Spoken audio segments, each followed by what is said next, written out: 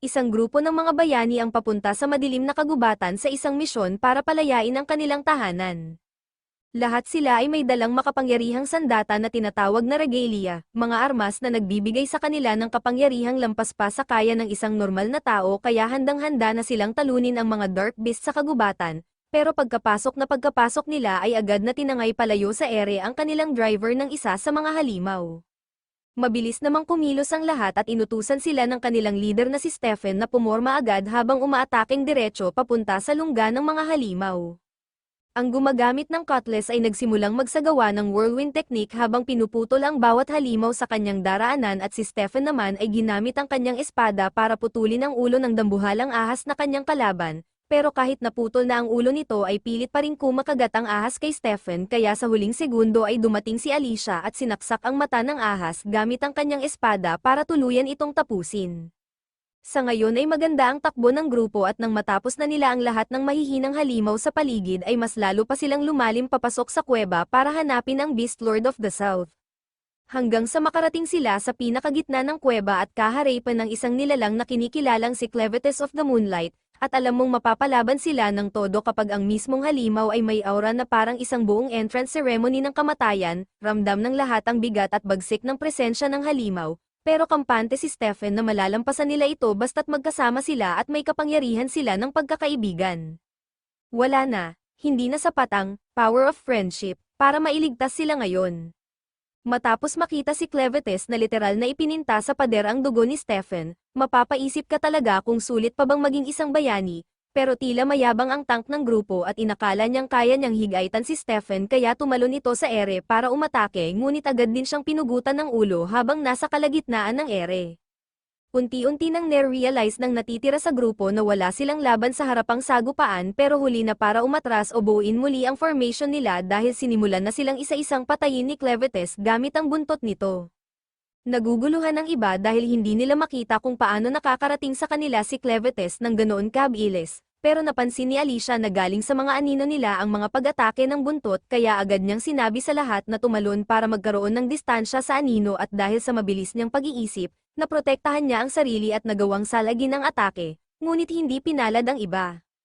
Isa sa mga natitirang bayani ang sinaksak ang kanyang sibat sa lupa para mag-summon ng Earth Golem, pero ang buong lupa ay kontrolado ni Clevites kaya hindi niya natuloy ang summoning at biglang sumulpot ang mga buntot na parang spikes mula sa lupa at pinairo-piraso siya.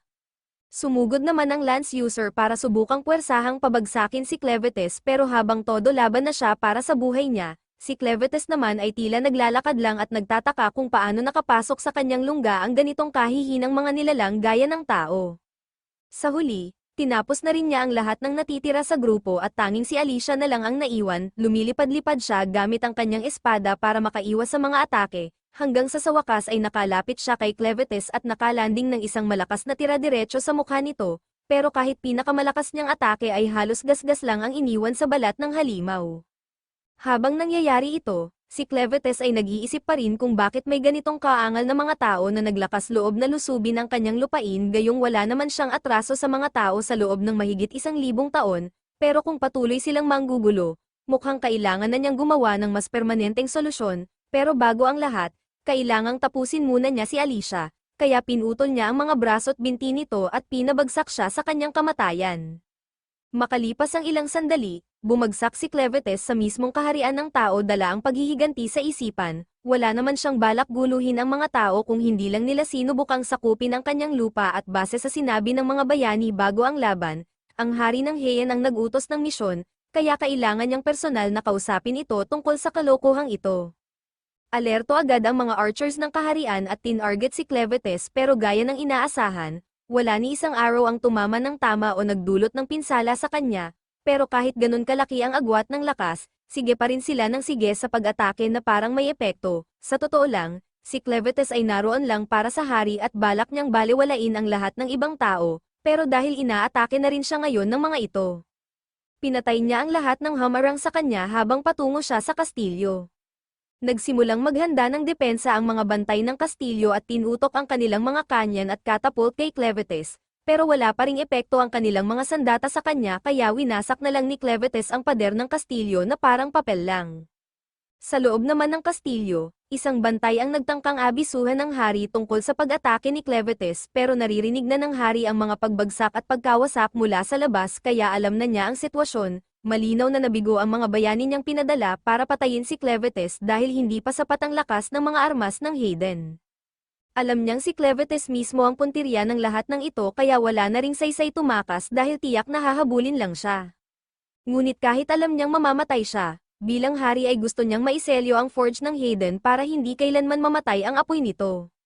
Samantala, si Clevetes sa labas ay nagtataka kung bakit tila napakahina ng mga tao rito kumpara sa mga bayani na unang lumaban sa kanya. Akala niya nung una ay galing iyon sa espesyal na training, pero nang polanan siya ng mga guard ng mga metal at hide ballistas, napagtanto niyang ang lakas ng mga iyon ay nasa mga armas nila.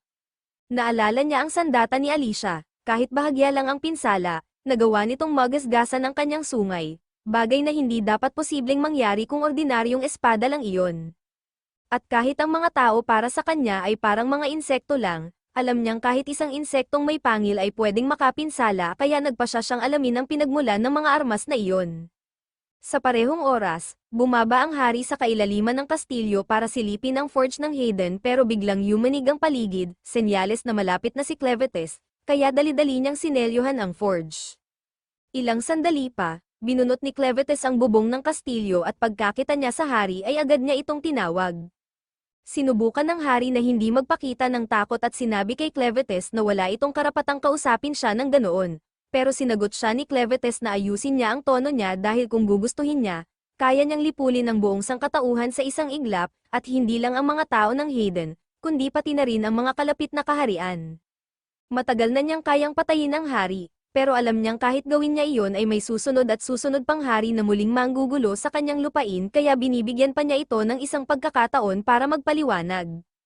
Gusto niyang malaman kung bakit inutusan ng hari ang mga bayani para atakihin siya, pero imbes na magpaliwanag ng maayos, halos duran siya ng hari sa mukha at sinabing hindi kailanman maiintindihan ng isang halimaw na gaya niya ang ambisyon ng isang tao. Narinig na ni Clevetes ang lahat ng kailangan niyang marinig kaya walang alinlangang pinugutan niya ng ulo ang hari at nagsimulang magplano kung paano niya lilipulin ang buong sangkatauhan sa mundo. Ngunit habang naglalakad palabas ng nawasak na syudad, nadaanan niya ang isang sanggol na umiiyak habang nakalugmok sa tabi ng kanyang inang nadiin at naduraj ng mga bumagsak na debris, hindi man lang siya nakaramdam ng awa kaya nagpasya siyang dumaan na lang, pero biglang nagsalita ang ina ng sanggol at nakiusap kay Clevetes na iligtas ang kanyang anak. Bahagyang nabigla si Clevetes sa lakas ng loob ng babae kaya pinaalala niya rito na siya mismo ang Samire sa kahariang ito at nagpasya na siyang burahin sa mundo ang buong lahi ng tao, bakit pa niya gugustuhing iligtas ang isang batang tao? Naiintindihan naman ng ina ang punto niya, pero iginiit niyang wala namang kasalanan ang bata at hindi ito karapat-dapat sa ganitong kapalaran kahit pa may atraso ang mga matatanda sa kanya. Hindi makita ni Clevetes ang saysay ng pakikipagtalo tungkol sa inosente o hindi dahil pare-pareho lang para sa kanya ang mga tao, pero game naman siya kaya tinanong niya ang ina kung kaya ba nitong patunayan na may halaga ang sanggol.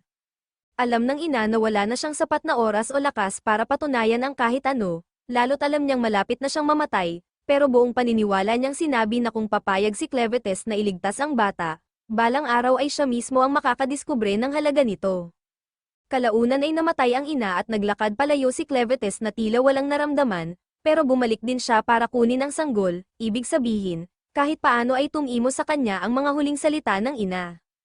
Hindi pa rin siya siguradong tama ang naging desisyon niya sa pagkuha ng sanggol pero sa haba ng buhay niya, ang isang maikling buhay ng isang batang tao ay halos walang epekto, kaya papayag na siyang alagaan ito dala ng kuryosidad. Sa mundo ng Ethia, mayroong 5 lahing humanoid, unang-una ang Dun, isang kaharian ng mga taong may napakaraming populasyon at bihasa sa arkitektura.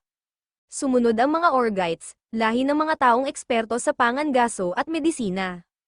Ang mga Sladens, mga nilalang sa tubig na mahusay sa paglangoy at pangingisda. Ang mga Benti naman ay barbarikong mga tao na bagamat malalakas sa individual na laban ay hindi marunong makipagtulungan kahit pabuhay na nila ang nakataya.